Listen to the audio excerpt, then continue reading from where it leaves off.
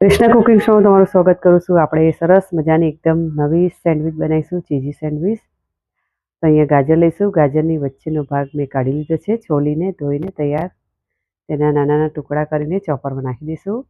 થોડું બીટ સમારીને પણ નાખી દઈશું અને થોડું કેપ્સિકમ, આ રીતનું એક ભોલું મરચું છે, તેના અંદરથી બીજ કાઢીને તેને પણ નાના ટુકડા કરી દઈશું। થોડા બાફેલા મકાઈના દાણા છે, તેને પણ નાખી દઈશું, ચોપરમાં ચોપ કરી દઈશું।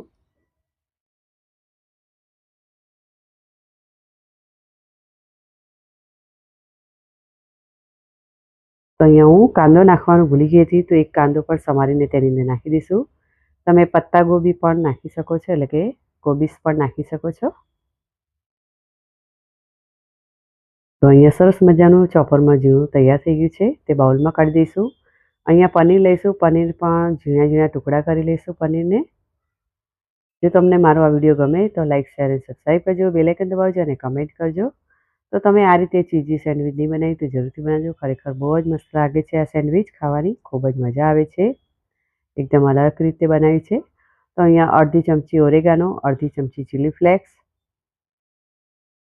ચાટ મસાલો નાખીશું 1/4 જેટલો, સંચર પાવડર નાખીશું ચપટી આપણે, અહીંયા ટેસ્ટ પ્રમાણે મીઠું નાખીશું, થોડુંક લીંબુ નીચોઈ લઈશું, તેનાથી ખૂબ જ ટેસ્ટ સરસ આવશે।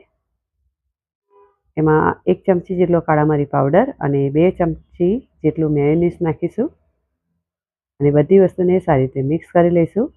તો તમે આ રીતે સેન્ડવિચ નહીં બનાવી તો જરૂરથી બનાવજો, ખરેખર બહુ જ મસ્ત લાગે છે। આ સેન્ડવિચ ખાવાની ખૂબ જ મજા આવે છે, બાળકોને તો ખૂબ જ ભાવશે। તો અહીંયા સરસ મજાનું મિક્સ થઈ ગયું છે।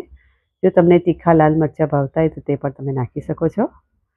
તો અહીંયા મેં 2 ચીઝ ક્યુબ છીણી લઈશું, બધી વસ્તુને સારી રીતે મિક્સ કરી લઈશું। તમને ચીઝ ભાવે તે પ્રમાણે તમારે ચીઝ નાખી દેવું। મિક્સ કર્યા પછી અહીંયા 4 બ્રેડ કાપેલી લઈશું, તેની પર બટર લગાવી દઈશું।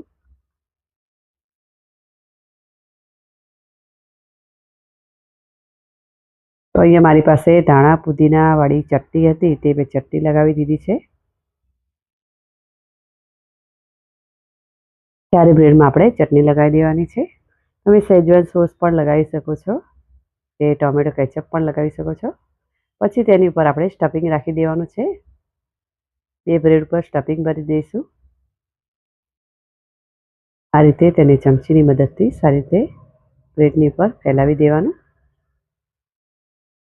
પછી અહીંયા ચીઝ સ્લાઇસ મૂકીશું બંને બ્રેડ ઉપર।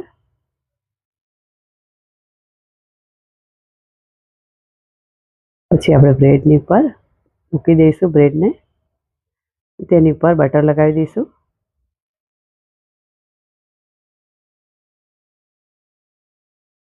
પછી તેને નોનસ્ટિક પેન પર મૂકી દેવાનું છે, જે બાજુ બટર લગાવી છે તે સાઈડ મૂકી દેવાનું છે બંને બ્રેડને।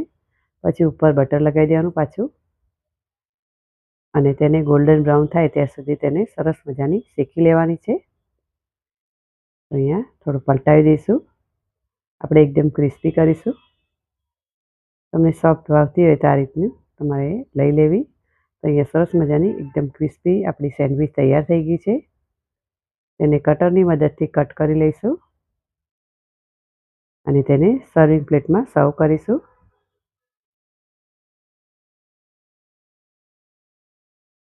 તો અહીંયા મેં સર્વિંગ પ્લેટમાં તેને સર્વ કરી છે। તમે ટોમેટો કેચઅપ કે ચટણી સાથે તેને ખાઈ શકો છો, ખૂબ જ સરસ મજાની બની હતી। તો ઉપરથી થોડું પ્રોસેસ ચીઝ છીણી લઈશું, કારણ કે બાળકોને ચીઝ વધુ ભાવે છે। તો આપણી સરસ મજાની ચીઝી સેન્ડવિચ તૈયાર।